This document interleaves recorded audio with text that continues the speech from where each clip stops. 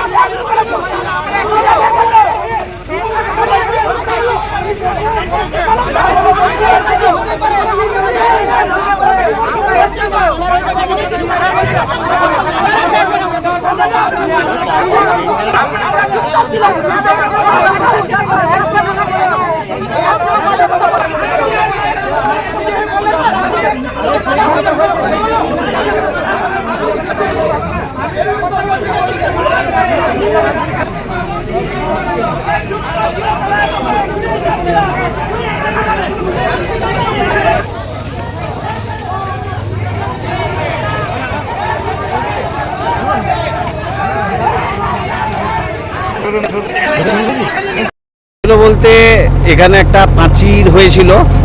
পাঁচিলের ধারে আমাদের কিছু কন্ট্রাক্টর লেবার কাজ করছিল, ড্রেনের কাজ করছিল। ড্রেনের কাজ করাতে পাঁচিল একদম পুরো ভেঙে পড়ে গেছে। তাতে 4 জন এখন আপাতত বোঝা যাচ্ছে, তার মধ্যে 2 জন স্পট ডেথ হয়ে গেছে আর 2 জন হসপিটালাইজ হয়েছে সিরিয়াস অবস্থায়। এরপর আরও কাজ হচ্ছে, যদি কেউ আরও নিচে আছে তার জন্য আমরা গাড়ি লাগানো করেছি, উদ্ধার যদি থাকে আরও নিচে। কোন জায়গা এটা? এটা হচ্ছে মানে আগে ভিএসপি উদ্যোগ ছিল, এখন অমিত অ্যালায়েন্স নিয়েছে। পাঁচিলটা কিভাবে তৈরি হচ্ছিল?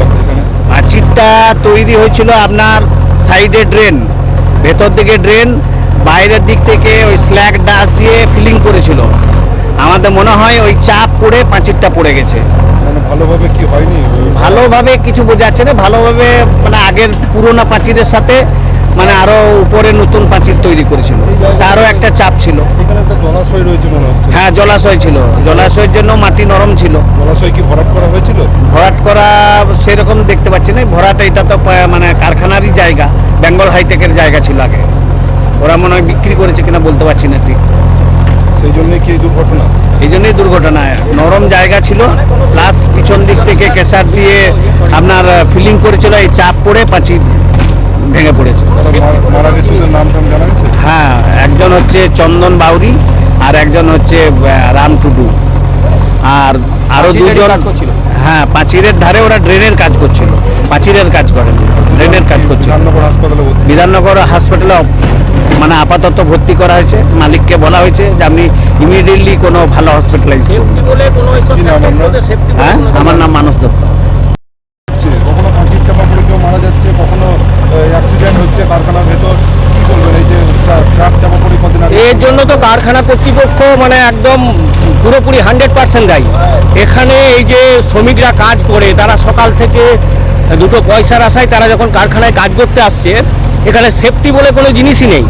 এই সেফটি জিনিসটাকে যদি কারখানা কর্তৃপক্ষ বা লোকাল ইউনিয়ন সমস্তভাবে তারা চেষ্টা করেছে, কিন্তু কারখানা কর্তৃপক্ষ কোনোভাবেই নজর নেই এদের শুধু একটা ইচ্ছা, কি করে আমরা মুনাফা করব। মুনাফা এদের প্রধান লক্ষ্য। একটা কারখানা চালাতে গেলে যেখানে সেফটিটা মানে বিশেষভাবে প্রয়োজন, সেখানে সেফটি বলে কোনো জিনিস নেই। ওনারা কি পাঁচিল তৈরি করছিলেন?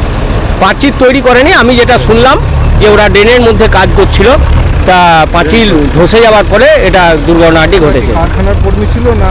কারখানারই কর্মী। আমি তো রাস্তা দিয়ে যাচ্ছিলাম, রাস্তা দিয়ে যাওয়ার পর একজনকে আমি দেখি যে একটা মহিলা কাতরাচ্ছে। সেই মহিলাকে দেখে আমি কারখানার ওখানে জিজ্ঞেস করি যে এখানে কোনো অ্যাম্বুলেন্স নেই, মহিলাটি কী করে কাতরাচ্ছে, কিন্তু অ্যাম্বুলেন্স নিয়ে যাওয়া দরকার।